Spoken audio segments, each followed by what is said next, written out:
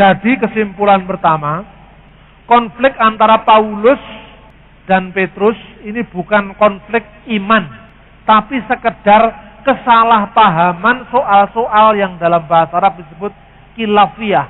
Soal-soal yang tidak mendasar, hanya soal makanan, soal minuman.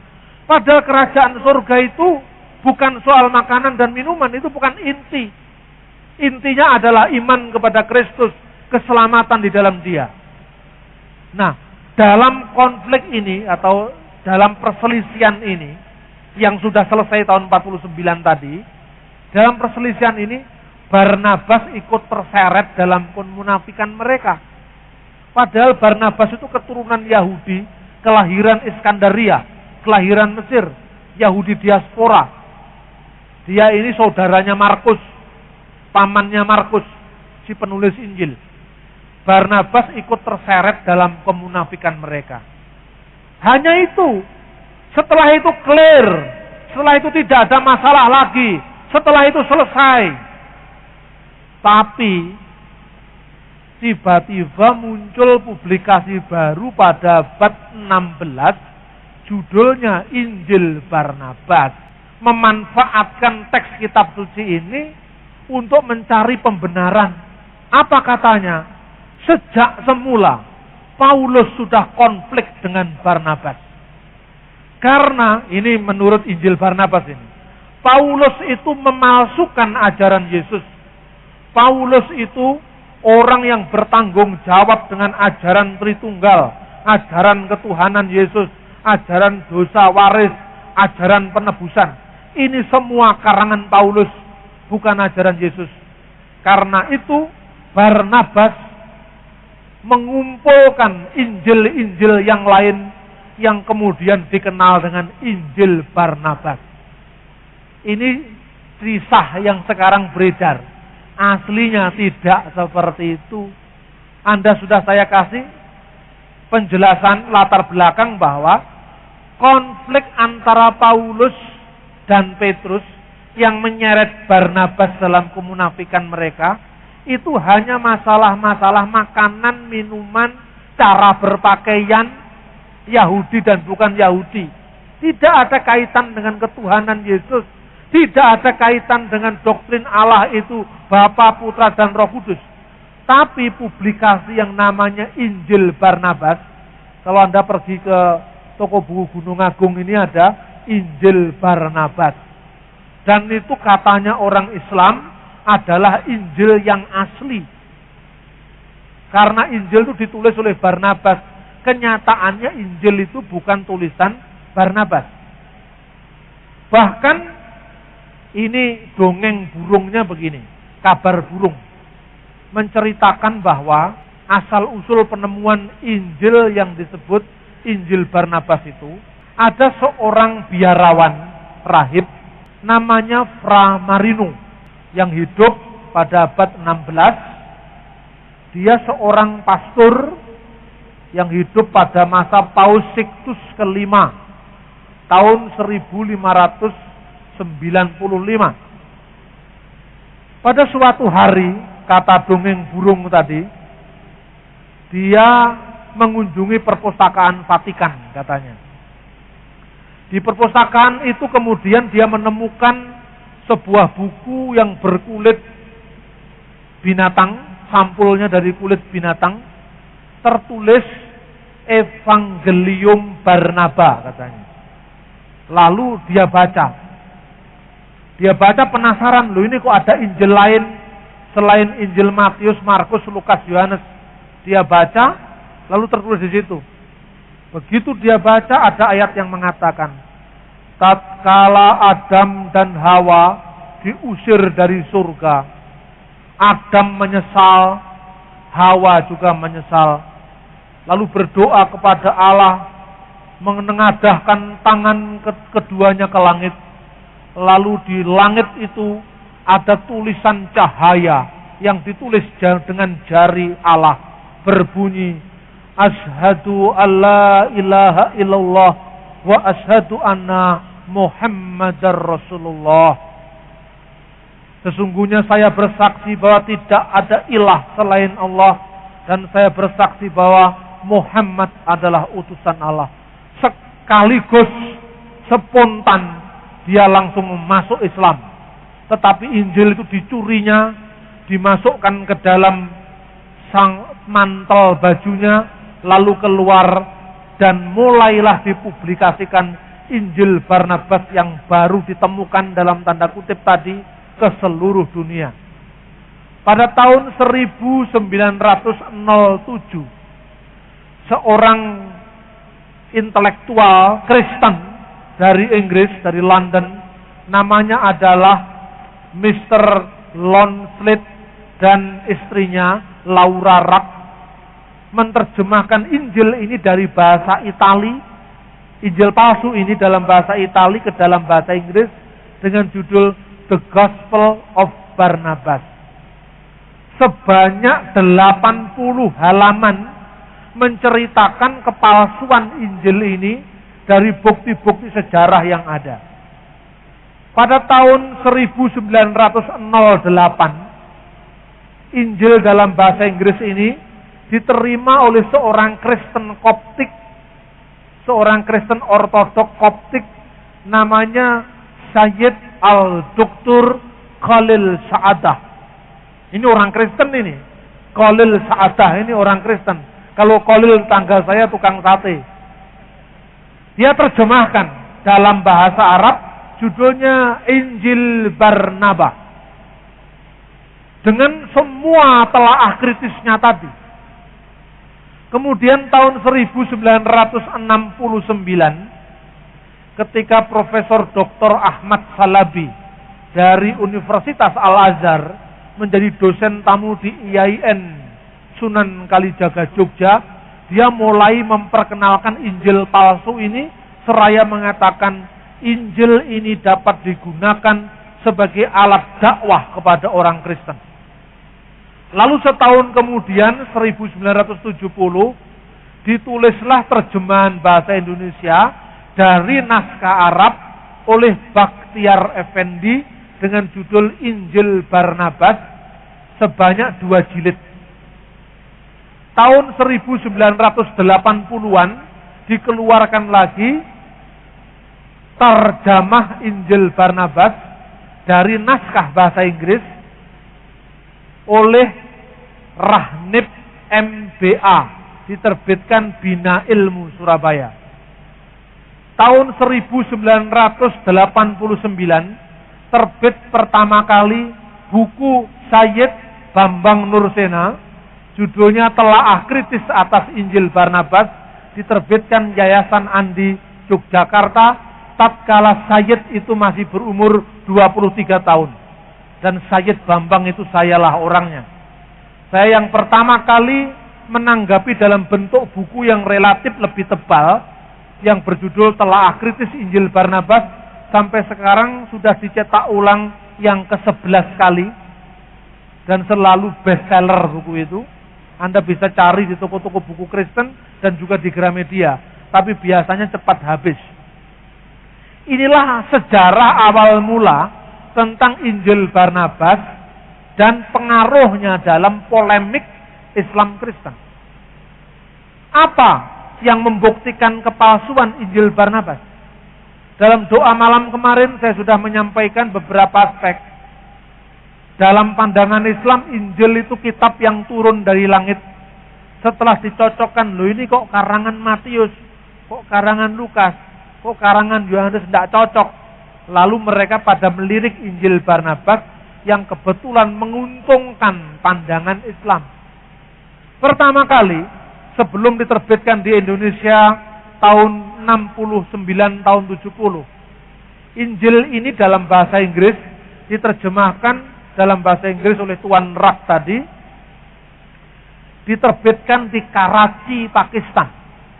Penerbitnya adalah Aisyah Bawani Wakaf di Karachi. Tapi tidak fairnya, ironisnya karena tidak adil, telaah kritis yang isinya 80 halaman tadi dibuang. Dan hanya diterbitkan teksnya tanpa catatan kritis. Ini sudah melanggar hak cipta sebetulnya. Jadi teksnya diterjemahkan, telaah kritis yang membuktikan kepalsuan Injil ini dibuang. Sejak itu pula Indonesia ikut-ikutan. Abu Bakar Basmelah juga menerjemahkan Injil Barnabas dari bahasa Arab. Teks kritiknya dari Tuan Rak tadi dibuang. Selama saya 2 tahun lebih berada di Kairo dalam rangka studi tentang Hiwar al-Adyan, dialog antar agama, saya meneliti kembali Injil palsu ini di Maktabah Anba Dominikan Kairo. Di sanalah saya menemukan teks asli Injil ini. Ternyata teks asli Injil ini bukan bahasa Ibrani, bukan bahasa Aram, bukan bahasa Yunani. 3 bahasa ini plus bahasa Latin, lingkungan kecil dipakai, adalah bahasa yang hidup di Israel pada zaman Yesus. Tetapi teks asli Injil ini ditulis dalam bahasa Itali. Sedangkan bahasa Itali itu adalah perkembangan dari dialek Latin yang baru ada abad ke-13 Masehi, abad 11 Masehi. Jadi pada zaman Yesus bahasa Itali itu belum ada, tapi kok Injilnya ditulis dalam bahasa Itali. Ini yang pertama. Kedua, ada kesalahan-kesalahan geografis. Misalnya, pada pasal pertama Injil palsu ini ditulis kata-kata demikian: Evangelio Barnaba Apostolo di Yesu Kristo di Yesu Nazareto Ciamalo Kristo. Ini dalam bahasa Itali. Jadi Barnabas, Apostolo, Rasul, Yesus dari Yesus, di Yesu, Nazareto, Yesus orang Nazaret, Ciamalo Kristo, yang disebut Kristus. Jadi pada pasal pertama ini, Barnabas diakui sebagai Rasul Yesus. Kenyataannya Barnabas bukan ke-12 Rasul, tidak termasuk 12 Rasul, tapi Barnabas itu baru muncul kemudian. Yang kedua, dalam teks ini diakui Yesus orang Nazaret bergelar Kristus, Ciamalo Kristo. Pada pasal 96 Injil palsu ini ditulis, Yesus berkata, demi Allah yang jiwaku ada dalam genggaman tangannya, sesungguhnya aku bukan Mesias. Mesias akan datang sesudahku, namanya terpuji, katanya. Lah terpuji itu bahasa Arabnya Ahmad atau Mahmud, seakar dengan kata Muhammad. Jadi Mesias yang akan datang ini namanya Muhammad. Yesus bersabda, demi Allah yang jiwaku ada dalam genggaman tangannya. Ini sumpahnya Nabi Muhammad, dikutip, ditempatkan di mulutnya Tuhan Yesus. Wallahi alladzi nafsi biyadihi. Demi Allah yang jiwaku ada dalam genggaman tangannya. Ini gaya sumpahnya Nabi Muhammad. Yesus tidak pernah bersumpah di Alkitab. Lalu dikatakan, Injil Barnabas yang palsu ini menyebut Yesus adalah Kristus, tapi Yesus bukan Mesias. Lah bedanya Mesias dengan Kristus itu apa, Pak? Itu sama saja. Mesias itu bahasa Latin dari bahasa Ibrani Hamasiah.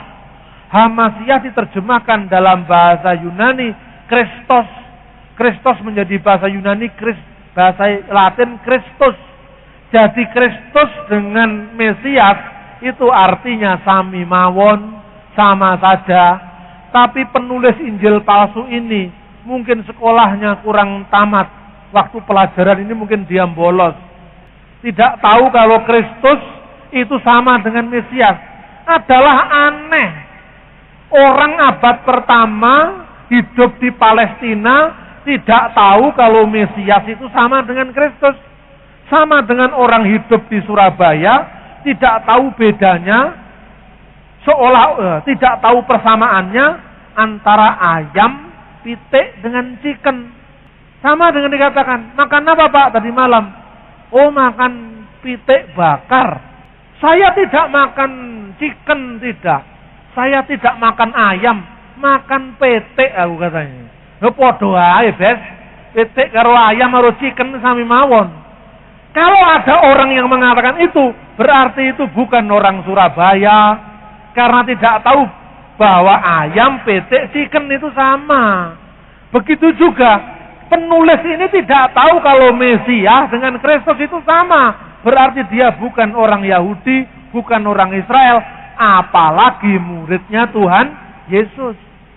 Gampang membuktikannya. Yang kedua, geografisnya salah.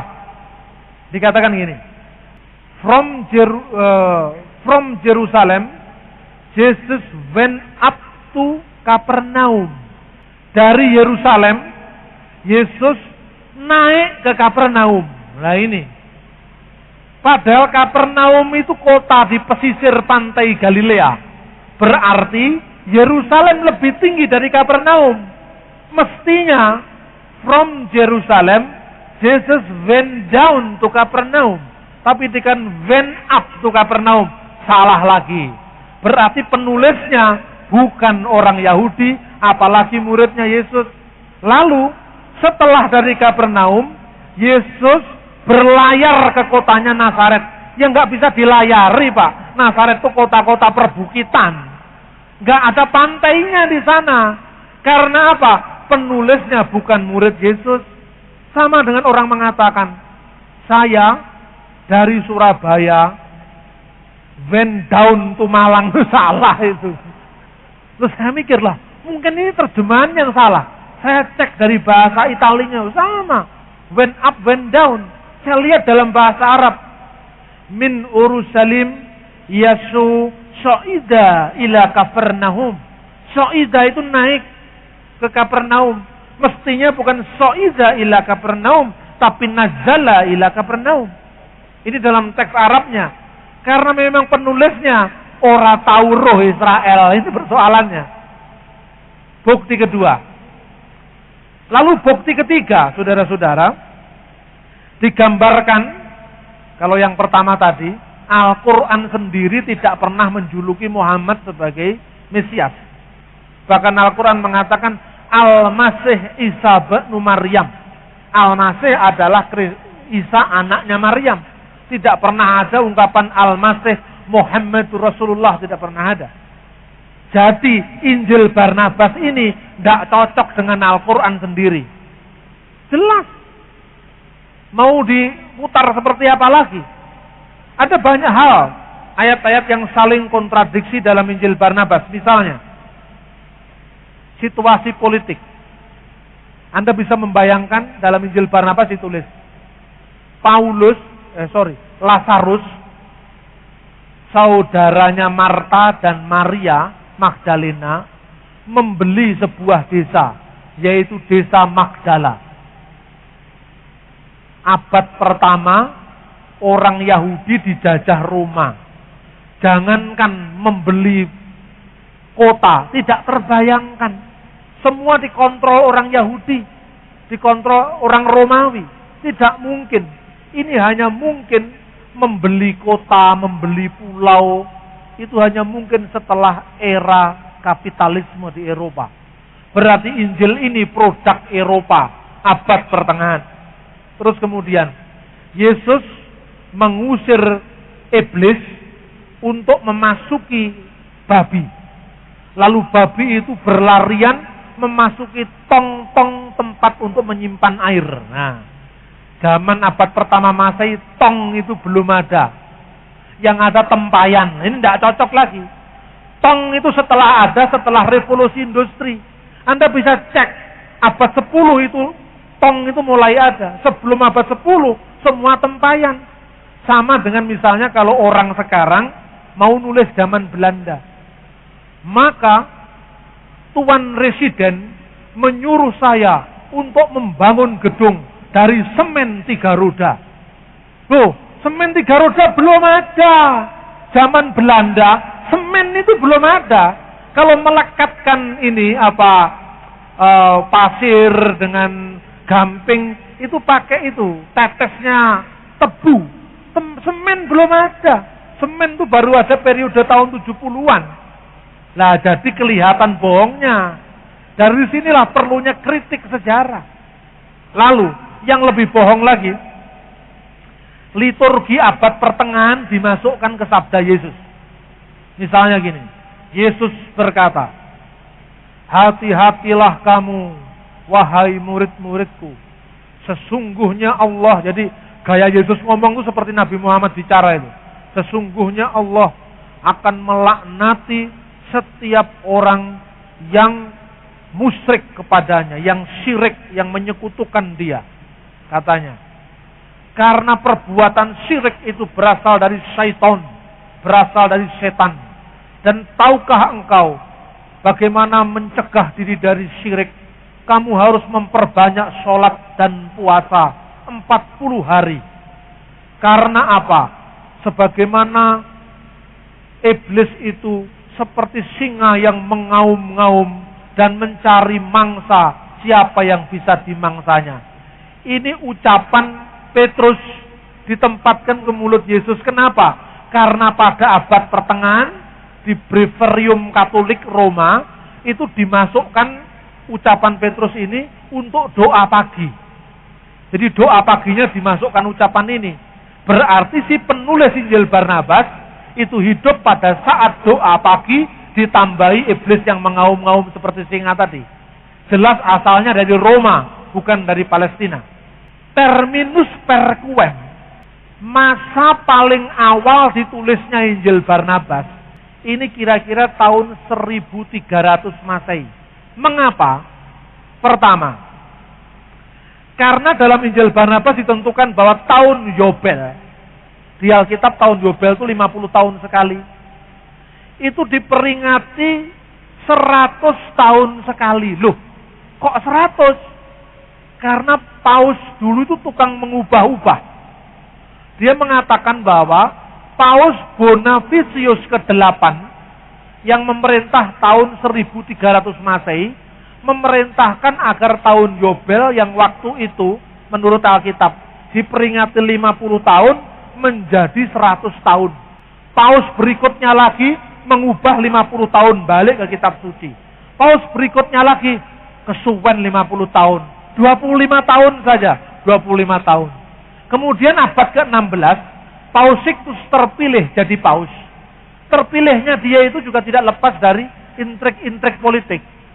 Nah, ketika dia menang, dia mau syukuran. Nah, pada saat itu dia merayakan tahun Yobel bukan karena sudah jatuh saatnya, tapi untuk syukuran karena terpilih jadi paus. Nah, 100, 50, 25, kembali 50, lalu nggak sabar belum saatnya syukuran dengan tahun Yobel. Ini apa? Membuktikan bahwa penulis buku ini hidup pada masa Paus Sixtus kelima tahun 1595. Siapa penulisnya? Penulisnya ya Fra Marino yang tadi ngomong nyolong Injil dari perpustakaan Paus tadi. Yang ngomong itu ya yang nulis. Persoalannya, jangan langsung kalau ada fakta seperti ini Anda menyalahkan saudara kita, umat Islam. Karena tidak semua umat Islam mengakui Injil Barnabas, tidak semua. Gus Dur tidak percaya dengan Injil Barnabas itu. Kurang kerjaan apa percaya dengan buku kayak gitu. Profesor Dr. Kiai Haji Hasbullah Bakri mengatakan begini, seandainya Injil itu memang asli, bahasanya pasti bukan Itali.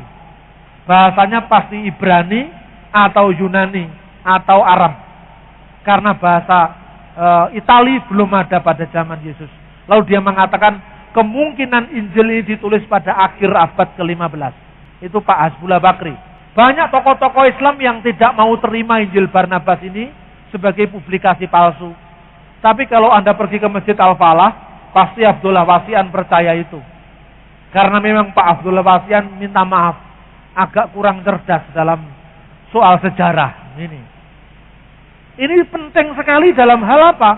Tidak mungkin muridnya Yesus menulis tidak ngerti geografisnya Israel, salah dalam terminologi, salah dalam tahun Yobel.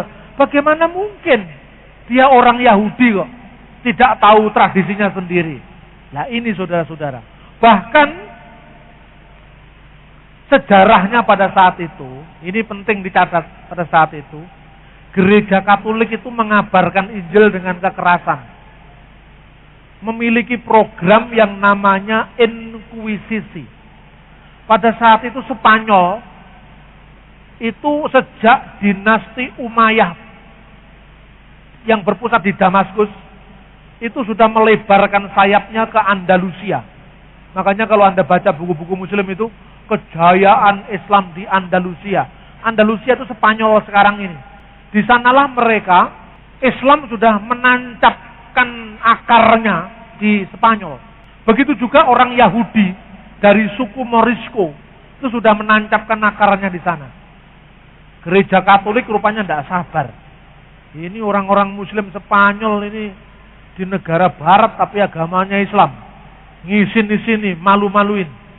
Tindas mereka supaya mereka masuk Katolik. Dipaksa masuk Katolik. Lah orang dipaksa itu ya pernah hatinya tetap berontak. Semut ditek aja protes apalagi manusia. Fra Marino ini termasuk orang-orang yang dipaksa masuk Katolik. Tapi dia ini sempat sekolah teologi sampai tamat di Roma. Sampai dapat gelar sarjana teologi. Sampai ditahbiskan jadi imam, jadi pastor.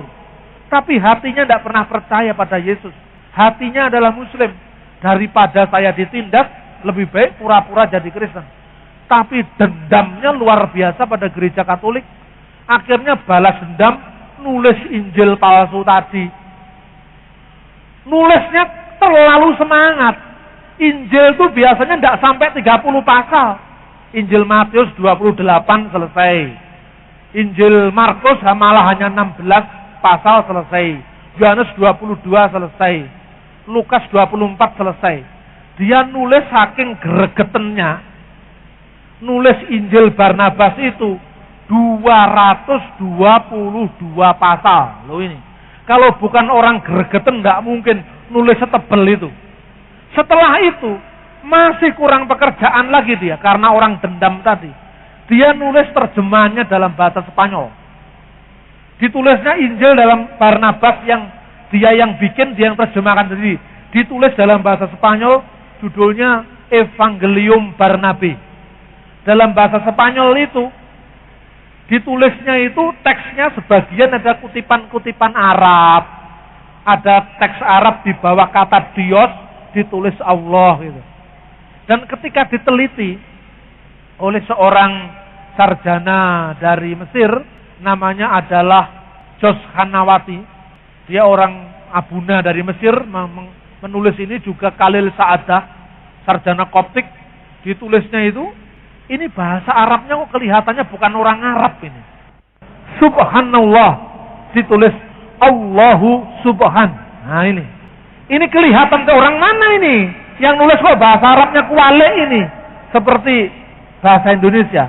Kalau Anda ngomong orang Jawa, bahasanya mesti mengatakan, Pak, permisi Pak. Saya tanya, iya. Ini buku siapa? Oh itu buku saya kalau di Jawa kan gitu. Bukuku iku rek kan gitu kan. Kata sandangnya itu setelah kata benda. Tapi kalau Anda ke Ambon, jawabannya pasti lain.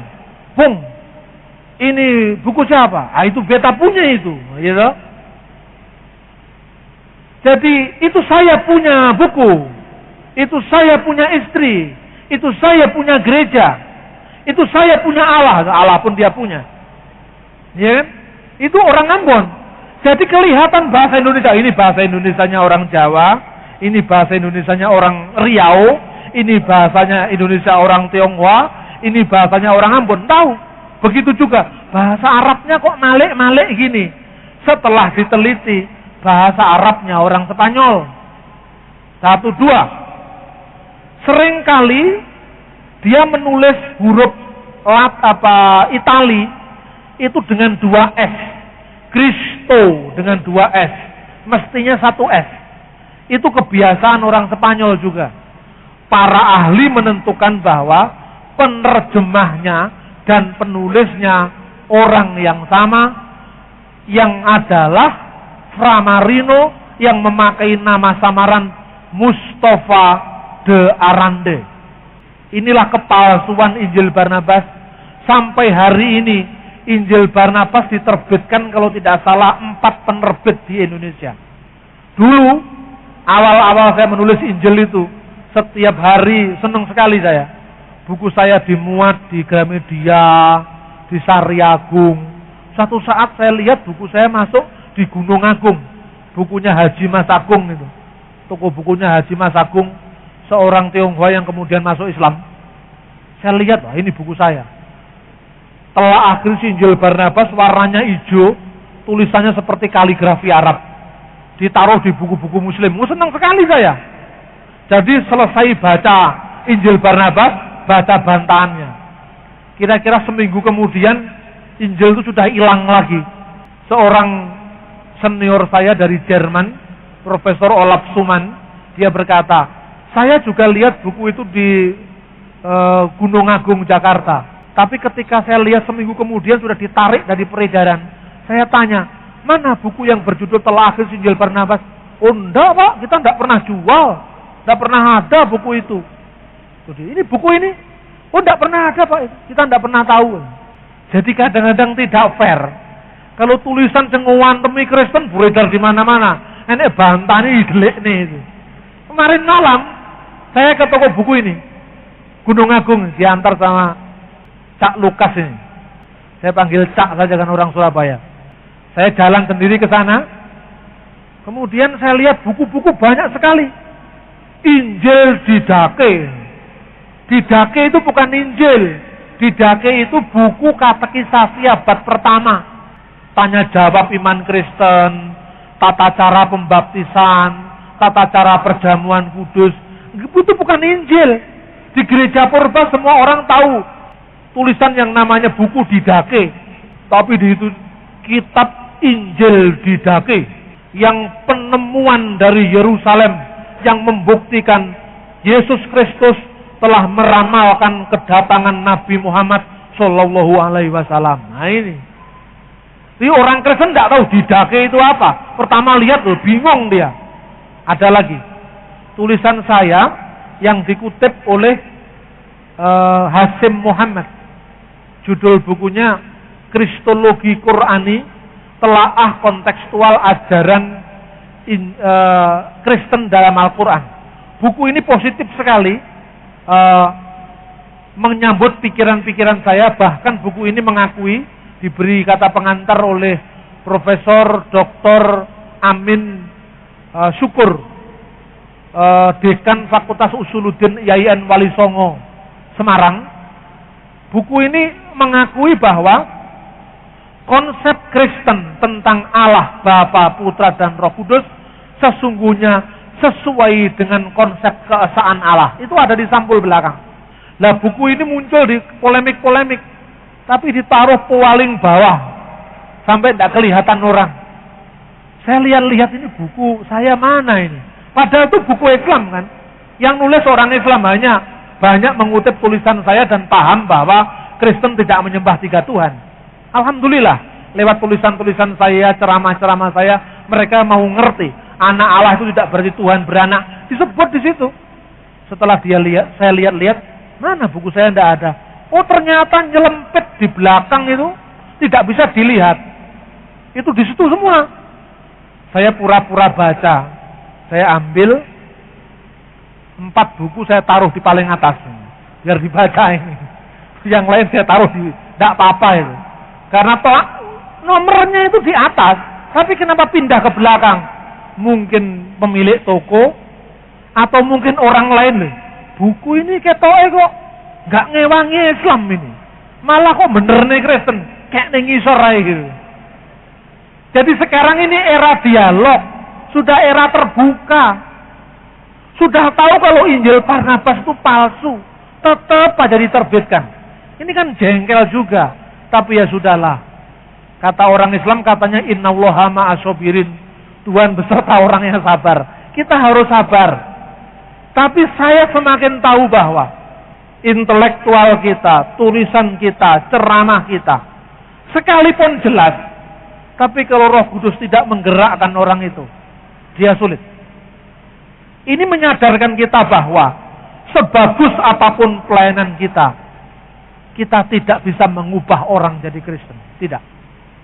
Pernah di satu desa, dipersalahkan seorang anggota jemaat GPIB yang dulu saya pernah melayani di sana, menjadi Kristen.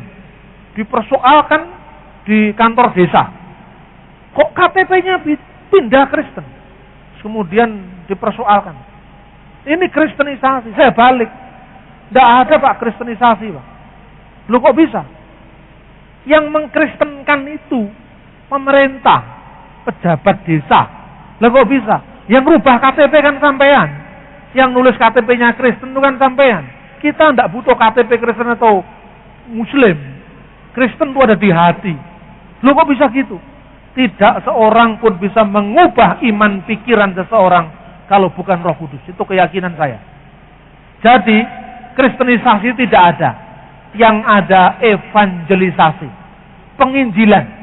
Penginjilan itu pengumuman Yesus itu juru selamat. Sopo sing percaya munggah swarga, sing ra percaya karepmu itu. Itu Injil. Lah kon percaya, alhamdulillah, gak percaya gak apa-apa. Itu namanya pengumuman. Islam juga gitu. Katanya berdakwah illa billati hiya ahsan, kecuali dengan cara yang sebaik-baiknya. Berdakwah itu manggil, da'a itu memanggil. Berdakwah itu memanggil orang ke jalan Allah. Kalau mau silahkan, tidak mau tidak apa-apa kan gitu. Nah sekarang di televisi ada pengislaman. Itu yang pagi itu loh, yang Arifin Ilham, yang jenggotnya kecil itu. Itu kalau berdoa seperti orang karismatik kalau berdoa. Jadi sebelum Arifin Ilham itu sudah ada orang karismatik. Berdoa, mereka nyanyi dulu loh. Setelah nyanyi, dia mengatakan, ya Allah, hamba-Mu ini lemah, tidak mampu berbuat apa-apa ya Allah. Engkaulah Malikul Muluk, Raja segala raja. Lihatlah kami ya Allah, saudara-saudara. Ini kan cara karismatik sebetulnya. Dicontoh, tidak apa-apa lah. Nyontoh-nyontoh yang baik juga tidak apa-apa. Ekspresif, doa yang ekspresif, itu pola karismatik. Tapi setelah itu yang tidak enak. Alhamdulillah ayahanda, katanya. Ada apa yang dipanggil ayahanda? Pada pagi hari ini, salah seorang kru dari TPI ini sudah mendapatkan nur Allah dan dia sudah masuk Islam. Diumumkan di layar televisi. Nah kemudian ada di internet itu, nama saya muncul di sana. Kalau Anda buka Google itu, Anda tulis Bambang Nursena, wih banyak sekali. Yang pro, yang kontra banyak. Ditulis gini. Bambang Nursena ini adalah kelompok yang menggagas munculnya Kristen Arab di Indonesia. Ini sangat bahaya sekali.